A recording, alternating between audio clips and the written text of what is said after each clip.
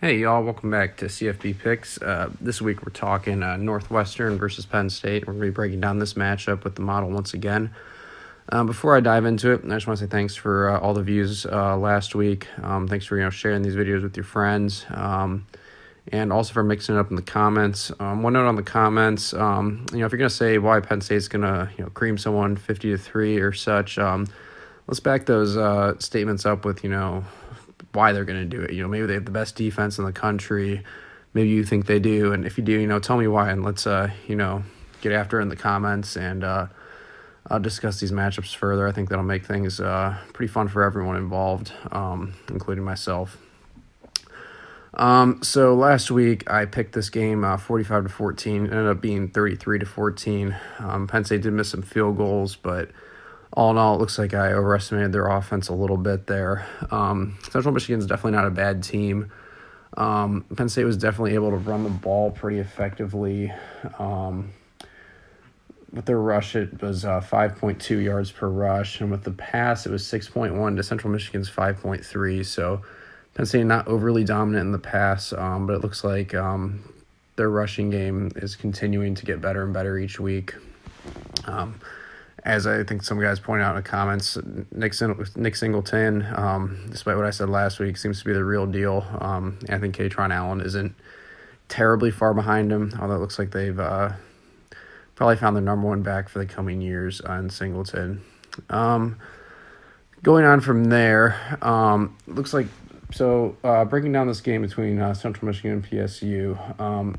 I was vocal last week that I thought in order to win this game, Central Michigan had to throw the ball, and that's what they did. They came out, passed for 275 yards, rushed for only 88, which really isn't a surprise. I think, as I've said it before, Penn State's rush defense is their strong point, and I think their pass defense, while it's very good, is just not quite what their rush defense is. That might prove to be wrong when they get underway in conference. But this rush defense, I think, is something pretty special. Getting into PSU for this week.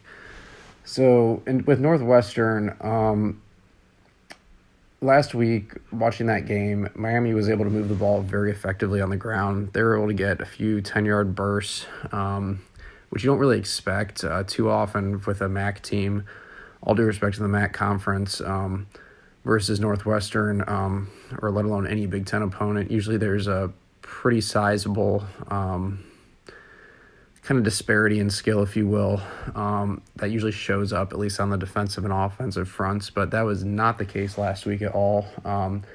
Watching that game, both teams' defensive and offensive lines were both able to win battles, I think, in a pretty 50-50 manner. I didn't count how many times Miami pressured or sacked their quarterback or how many times Northwestern did as well, but it looked to be pretty even.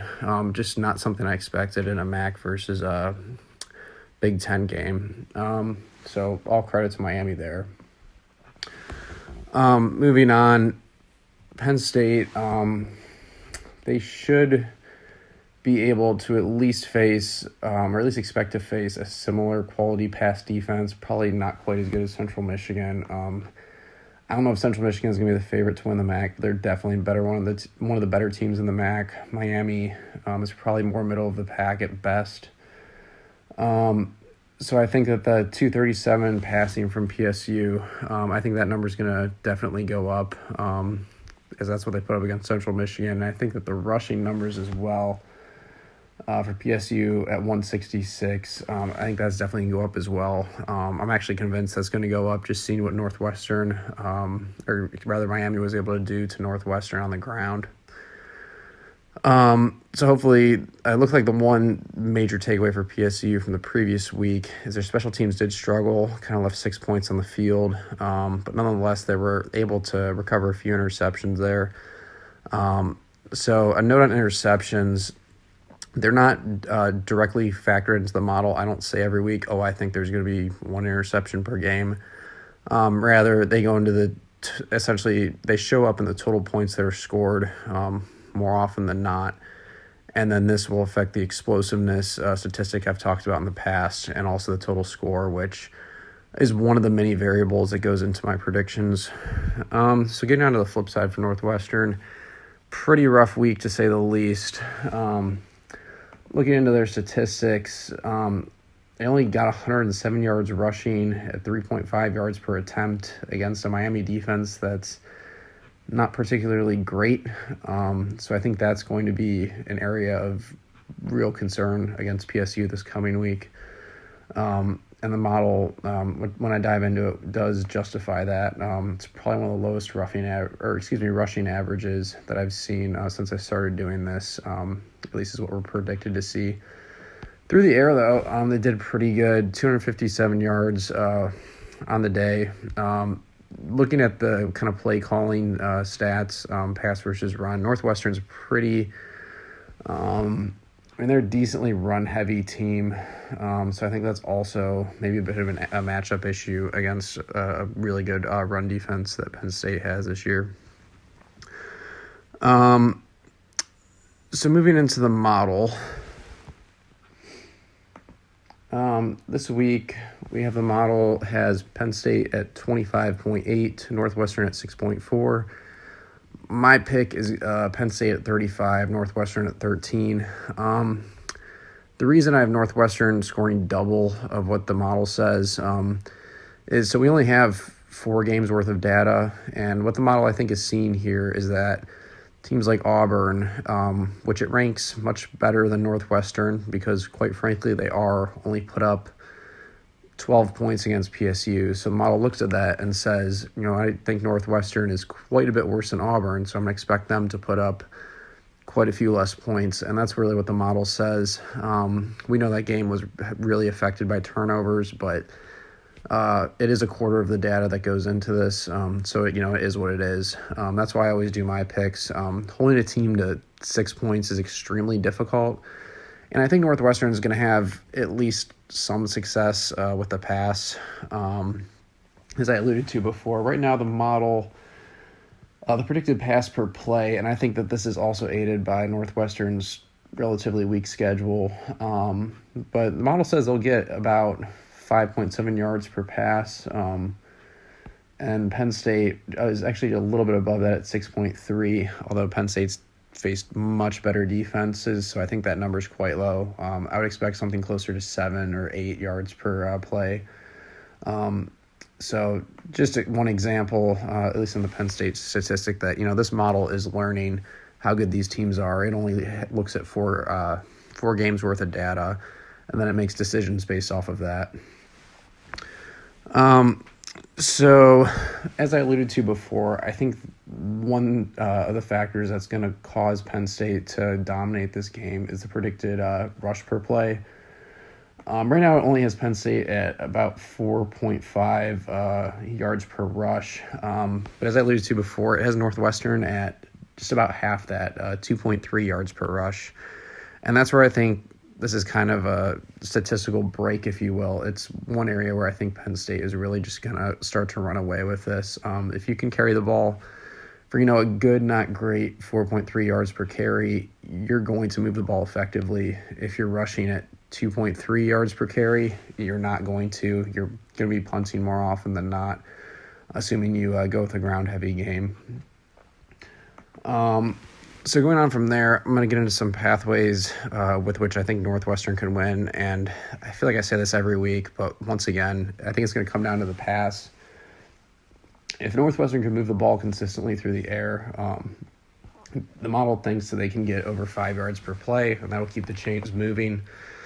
Of course, that requires a high level of consistency. I think Penn State's pass defense is getting better. They're definitely not bad, but like I said before, I think they're a few clicks just behind the rush defense. So I think that's Northwestern's best path to play is through the pass. Going on from there, I'll take a different angle at this game and say I think that's much more likely that there's a PSU blowout versus a Northwestern 1-point upset. Once again, I think that comes down just to the rush defense of Penn State and their rush attack. If they're able to get around 5 yards per carry, which I think they will. They're going to basically be able to score at will, more or less. That means you're getting a first down every other touch. And as I've seen in more than a few games, especially in the Auburn game, Penn State seems to go really rush heavy at the start of these games. Then when they figure out they're getting backed up, they seem to kind of rely a bit more on the pass. That statement's probably open for debate, but I think Penn State's going to have probably their best rushing success of the year, and I think they're going to stick with that. They have more than two capable backs, so they'll be able to keep their bodies fresh. And I think in turn that's going to keep the chains moving, and it's going to be a pretty comfortable day for them offensively.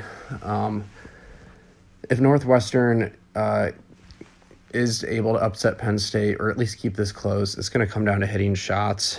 Helsinki's a pretty good quarterback. I don't think he's quite up to the task, though, especially against what's going to be by far the best defense he's played against so far. So that's why I think, even though the spread's about 26.5, I have it a little less. I'm just not quite convinced Penn State can hit the numbers to quite cover the spread. And that's largely just assuming they're going to put in backups later in this game. They're going to get Aller some reps. Not that he can't put up points. But I think Franklin has a way of kind of taking his foot off the gas towards the end of things. It won't surprise me at all if they do cover. But I think for this one, they're going to come up just short. But rather hang out for the comfortable win. So with that being said, thank you so much for tuning in this week. If you like what you see, give it a like and subscribe. And please feel free to mix it up in the comments. And tune in for next week's matchup. Thanks.